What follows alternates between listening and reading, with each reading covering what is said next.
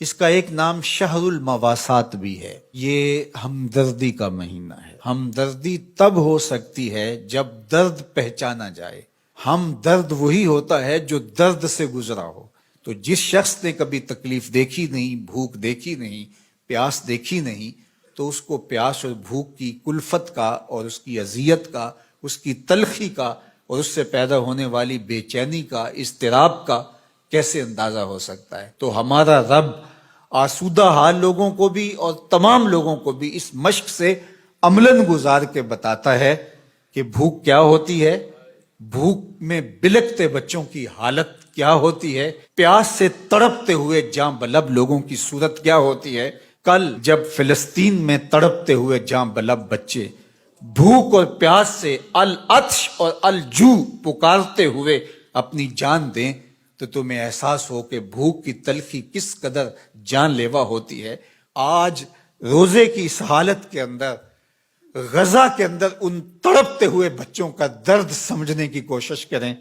آج غزہ کے تڑپتے ہوئے ان بچوں کی حالت کا تصور کریں، جب ماؤں کی چھاتیوں سے دودھ بھی سوکھ جائے، جب بوند پانی کی اور دو لقمے کھانے کی بھی میسر نہ ہو، لوگ سسک سسک کے جانے دے رہے ہیں۔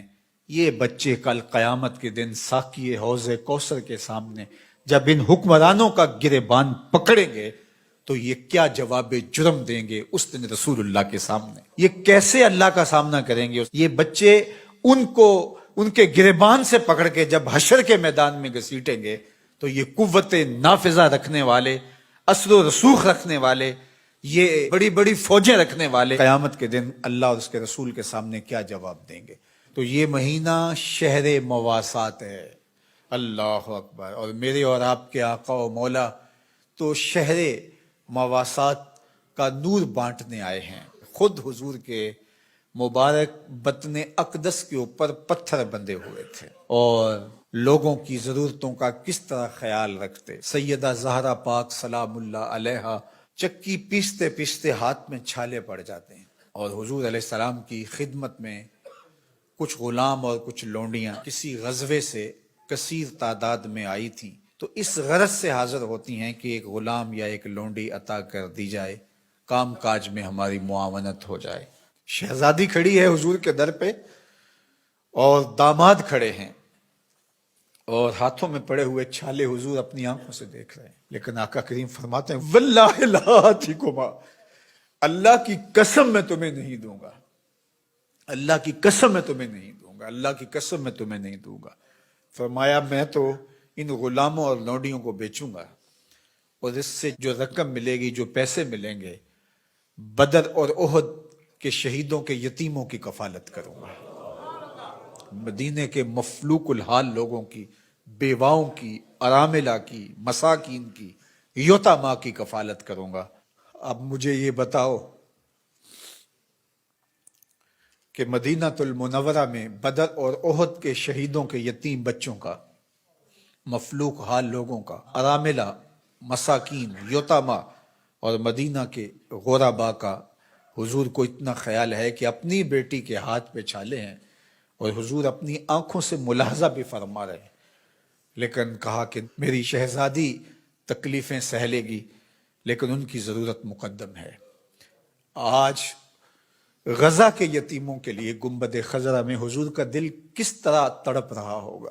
تو سیدہ زہرا سلام اللہ علیہا کا تصور آتے ہی امت کے لیے جو ان کا درد ہے، اللہ اکبر، وہ ساتھ ہی یاد آتا ہے۔ وہ شہزادی کونین جن کا تصور آتے ہی تقدس اترنے لگتا ہے۔ آج مخدرات اسلام سیدہ زہرا سلام اللہ علیہا کی بتائی ہوئی تعریف کے مطابق اپنے پردے کی حفاظت کریں، اور یہ امت غالب تبھی ہوگی جب یہ پردے میں سمٹ جائے گی، چاہے سجدے ہیں، چاہے رکوع ہیں، قیام ہیں، اونچے اونچے مینار ہیں مسجدوں کے، بڑے عالی شان گنبد ہیں، بڑی بڑی درس گاہیں ہیں، لیکن حیا کا جوہر لٹ گیا تو سمجھ لو کہ امت اپنا وجود کھو بیٹھی ہے۔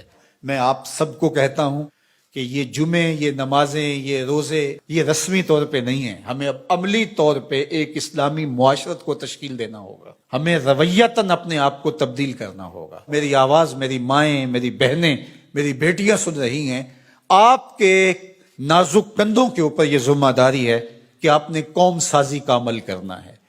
آپ کی آغوش میں پلنے والی نسل ہی ایک صالح اور پاکیزہ نسل ہوگی۔ تو نہ دانی کہ سوزے کراتے تو دیگر گوں کر تقدیر عمر را۔